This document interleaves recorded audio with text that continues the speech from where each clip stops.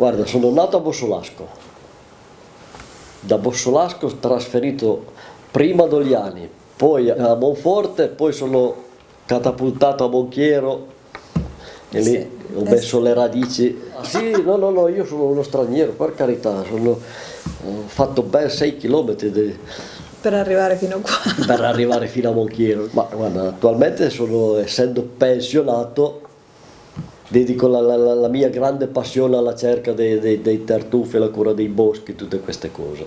Se non curiamo bene i boschi, cosa che è stata trascurata gli anni indietro, sicuramente perdiamo un patrimonio. Tagliare le piante che purtroppo seccano, cercare di metterne delle altre a dimora, da mantenere sempre una tartufaia nuova. Bosco certo l'alimenta, però bisogna aiutarlo, perché tra le frane e le piante che hanno anche loro una vita come tutto seccano. È una cosa che si tramanda di padre in figlio, e io sono arrivato a Monchiero in una famiglia di cercatori, quindi la mia passione è aumentata ancora di più. Entri in un mondo unico, un mondo misterioso, però un mondo che ti attrae.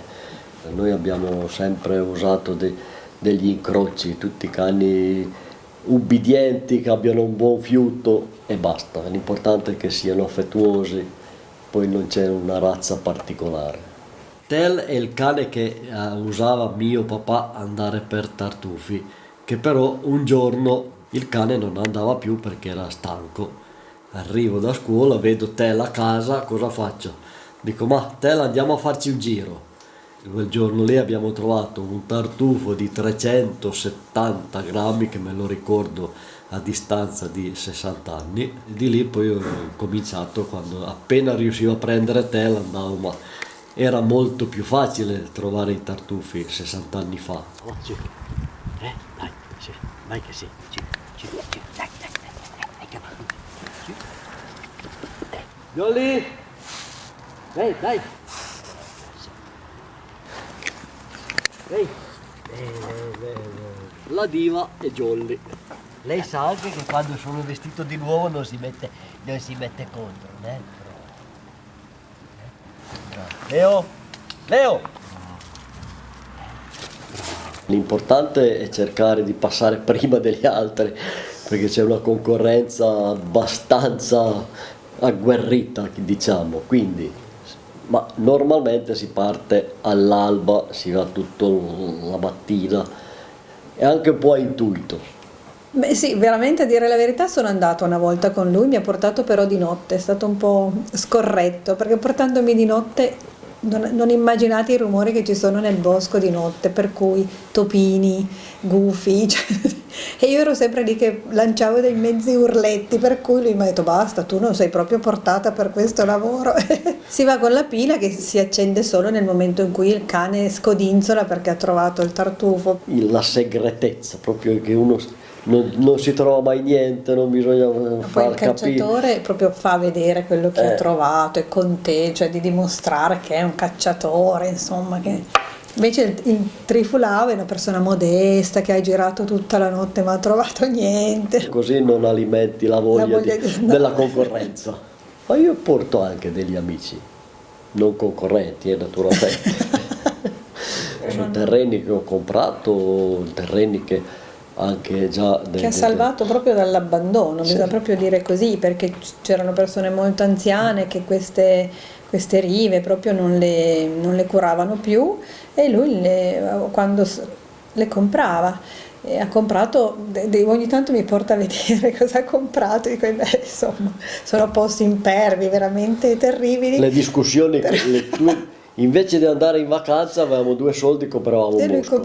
comprava un bosco in abbandono, per cui da pulire, da rimettere tutto in ordine, da far legna. Però ovviamente, questo me l'ha inculcato tuo padre. No, questo chi ha iniziato è stato mio papà, perché diceva se non salvo questi boschi non ci sarà futuro per il tartufo.